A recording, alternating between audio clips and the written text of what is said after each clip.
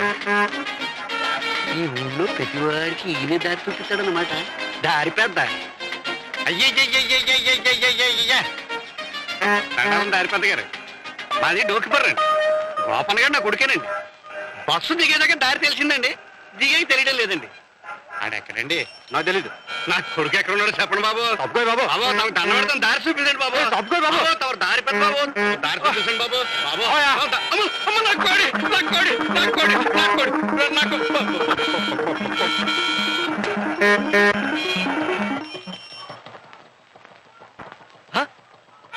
అక్కడ ఏదో దుమ్మి జరుగుతున్నట్టుంది. దుమ్మి ఇదే మన ప్రచారానికి మంచి సమయం. ప్రధారా అదే మా ప్రభుత్వం అయితే. ఓ దొమ్మి కదా ఓడిపోయింది బాబు. పల్లపుడి కోసం టౌన్కి ఎత్తున్నట్టున్నారు. నా కోడి తప్పిపోయింది, దానికోసం టౌన్కేయండి బాబు.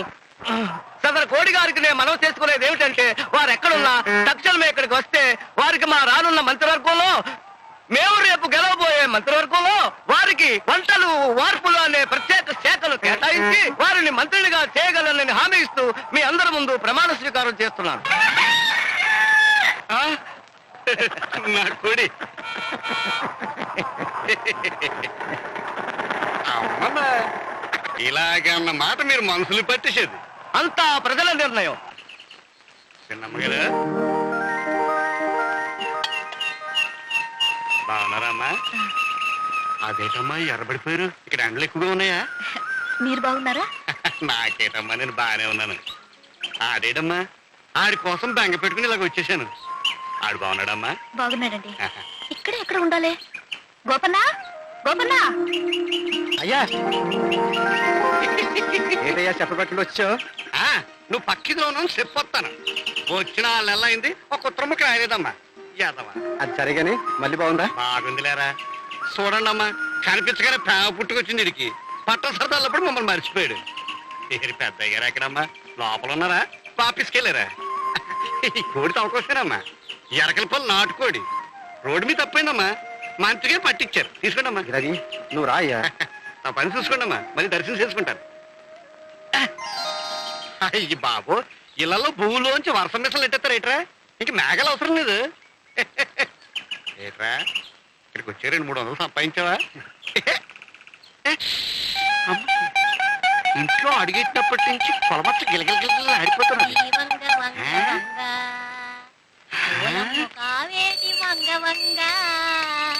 అయ్యి బాబోయ్, నీ ముద్దు నేనెట్ట తీసేదిరా. అందుక కొలమచ్చో గిలగిల ఆడిపోతున్నది. అమ్మసేంద్రి, నువ్వు ఇక్కడే ఉన్నావా? మీ ఇద్దరు ఊరుదులు వచ్చేసాక గోదావరి పర్ర అంతా పులుసు లేక లవలవలవలు ఆడిపోతున్నది. ఏంటి ఏంటో మాటలు? మేనమర్త లేకుండా మాట్లాడుకో. ఎవరనుకుంటున్నా? నాకు చెంగిలి పీస్ ఏబిసిడి ఎప్పు, నీ తాత సంఖ్యలో టప్పు, ఈ సెటప్. ఇప్పుడు చెప్పు. నువ్వు రాయ్యా. ఉండరా, 4 ఏసేల మాట్లాడాలి. పులుసు రాయ్యా చెప్తాను. సరే పాదా. ఆడే అనుకున్నాను, ఈడు వచ్చి పడ్డాడంటే. నువ్వు వచ్చావని తెలిసి వచ్చాడేమని అత పక్కకు తీసుకెళ్ళి మాట్లాడకూడదు. నోరు మూసుకో. ఎవరి కోసం వచ్చినా వాళ్ళు ఎవరో మనకు తెలియనట్టే ఉండాలి. శ్రీవంగ వంగ వంగ ఓలమ్మ కావేటి రావే. శ్రీవంగ వంగ వంగ. అమ్మ ఆడ కూతుళ్ళారా, ఊళ్ళో కనిపించకపోతే ఏ తీర్థానికో వెళ్ళారు అనుకున్నాను. ఇక్కడికి వచ్చి ఇంటికే ఎసరెట్టిస్తారన్నమాట. బుల్లమ్మ గారు బాగా చూడలేకపోతున్నానయ్యా. ఆవిడ బతుకు మరీ కుక్క బతుకు అయిపోయింది. గంగోను చూసి కుక్కలరిస్తే గంగో కుక్క అయిపోతుంది ఏట్రా? అయినా నువ్వు చూస్తే ఎలా ఊరుకున్నావురా? 2 ముండల్ని అట్టుకెళ్ళి ఇప్పుడు బియ్యం బాయిలో పడేస్తే పేలాల్లో పేలిపోయేవారు. తొందరపడి తెచ్చుకోవడానికి మన విషయం కాదు ఇది, సిట్టమ్మ గారి కాపుర విషయం. ప్రతిదానికి ఆవిడ ఓర్చుకుంటుంది, నన్ను ఓర్చుకోమంటుంది. అందుకే ఊరుకున్నాను. అందుకే ఆ తల్లి అలాగుంది, నువ్వు ఇలాగున్నావు. ఈ లాట్లు ఇలా సాగుతున్నాయి. చెప్తా సార్. టెలిగ్రామ్.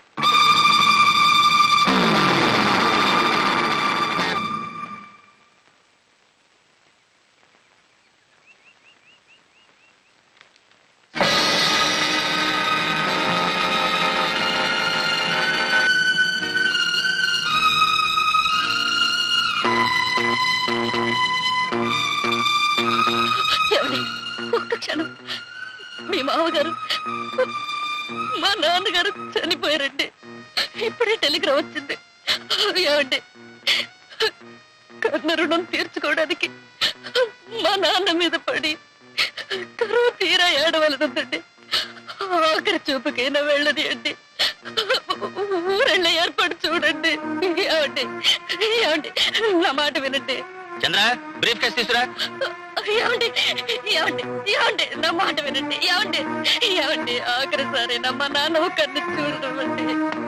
ఏమండి ఇదిగో బాయ్యా. బాయ్. వస్తాను చంద్ర.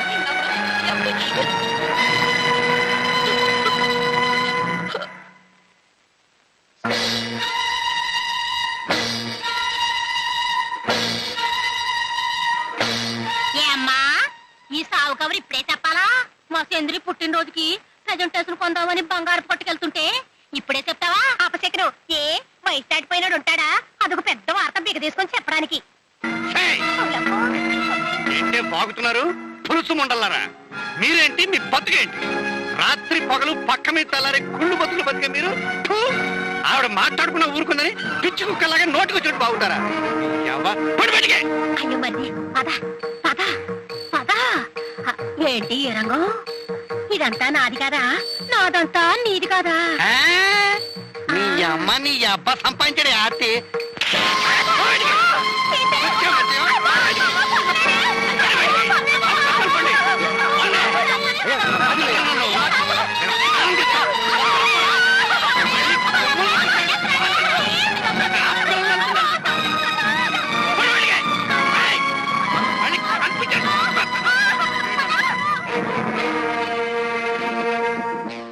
ఏమిటి, మేమే చేసుకున్నారా?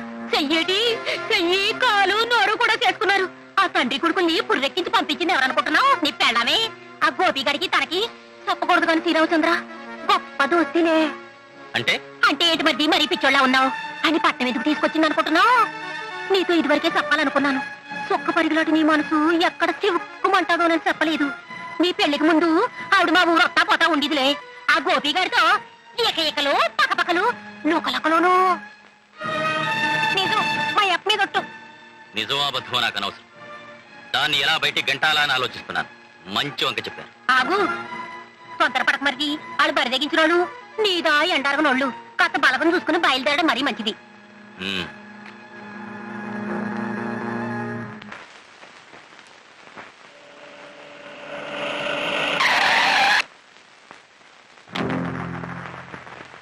ఎక్కడికి? ఆఖరిసారిగా మా నాన్నను చూద్దామని. నీతో పాటు వాళ్ళని తీసుకెళ్తున్నావా? లేదు బాబు, తోడు కోసం మేమే వెళ్తున్నాం. నువ్వు వాడిని పల్లెటూరు నుంచి ఎందుకు తీసుకొచ్చావో నాకు తెలుసు. నువ్వు నా పడగదిలో ఎందుకు అడుగు పెట్టని శపథం చేసావో నాకు తెలుసు. నీ అవసరాలు వాడితో తీర్చుకుందామని. రంకు మొగుడు అండ చూసుకొని మొగుడు ఎదిరిస్తావా? బాబు మర్యాదగా మాట్లాడండి. నోటి నుంచి వచ్చే మాట తెలుసుకు మాట్లాడడం మంచిది. దాన్ని నీ కొడుకుతో లేకపోవడానికి మధ్యవర్తిగా వచ్చావా? బాబు నేను చెప్పే మాట వినిపించుకోండి బాబు. తప్పుకో. ఇంకా మొరాయిస్తావెందుకే? నీ ప్రాణాలు తీస్తా.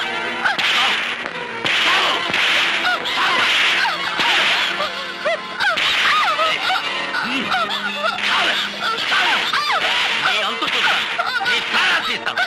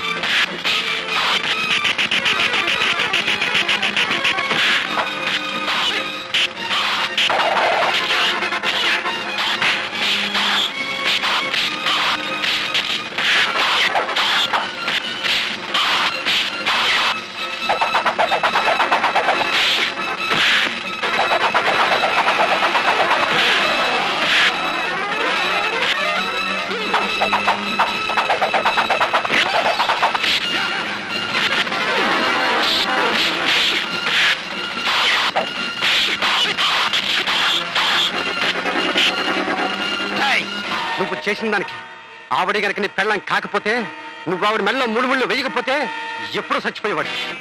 ఎన్నోసార్లు ఆవిడ ఎన్నో మాటలన్నావు, నానా నరకం పెట్టావు. కానీ ఈరోజు ఆవిడ గుండె పగిలిపోయే మాట అన్నావు. నిజమేరా, నిజమే. చిట్టమ్మ గారిని నా గుండెల్లో దాచుకున్న మాట నిజమే.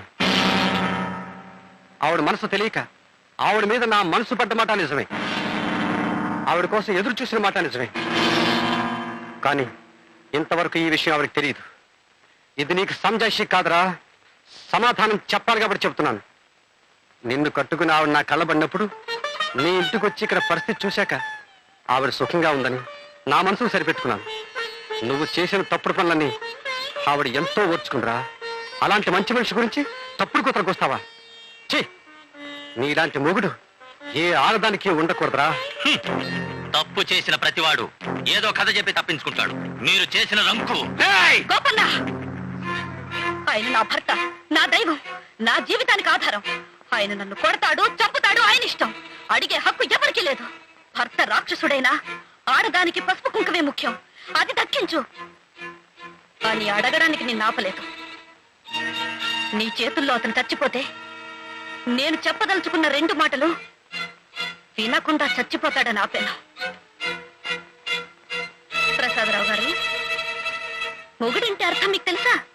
పెళ్ళాం సుఖం కోరేవాడు మొగుడు, పెళ్ళాన్ని గౌరవించేవాడు మొగుడు, భద్రతని ఇచ్చేవాడు మొగుడు, బాధ్యతలు మోసేవాడు మొగుడు. కానీ నేరాలు చేసి ఆశ చూపి పడగ్గది అవసరాలకే పరిమితం చేసేవాడు, ఉంపుడు గత్తెల కులుకులతో భార్య అభిమానాన్ని ఉరితీసేవాడు మొగుడు కాడు. నాకు ఎవరి బలం ఉందన్నారు కదూ? మీకే బలం ఉంది. నీతి బలం ఉందా? నిజాయితీ బలం ఉందా? కానీ నన్ను ప్రేమించి నా కష్టానికి కుమిలిపోయిన గోపన్న అమాయకత వెనక అభిమాన బలం ఉంది. ఇప్పుడు నా నిర్ణయాన్ని సాంప్రదాయం తప్పనొచ్చు, ఈ మెడలో ఉన్న తాళిబొట్టు ఒక్క క్షణం అమాయకంగా భయపడొచ్చు. కానీ నాలా గుండెలు పగిలిపోయి ఇలాంటి దారుణాలకి బలి అయిపోయిన ఆడపడుచుల కన్నీటి బలం నాకుంది. ఆ బలంతోనే చెబుతున్నాను, నువ్వన్న అబద్ధాన్ని నిజం చేసి నన్ను అభిమానించే మనిషితో వెళ్ళిపోతున్నాను. ఏ మళ్ళీ చెప్పనా? నీ భాషలో లేచిపోతున్నాను.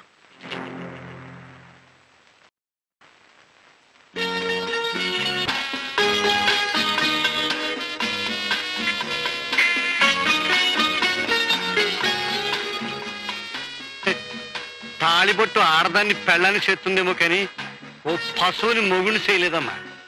ఆ రోజు రాములవారు నిలదీస్తే సీతమ్మ తల్లి నిప్పుల్లో దూకింది. ఈ రోజు నిప్పులట ఆడదానికి గతెక్కర్లేదమ్మా. గుప్పెడు గుండున్న ఏ మొగాడైనా చెయ్యందిస్తాడు, మనసున్న ఏ పెద్దోడైనా మనసారా దీవిస్తాడమ్మా. రండమ్మా.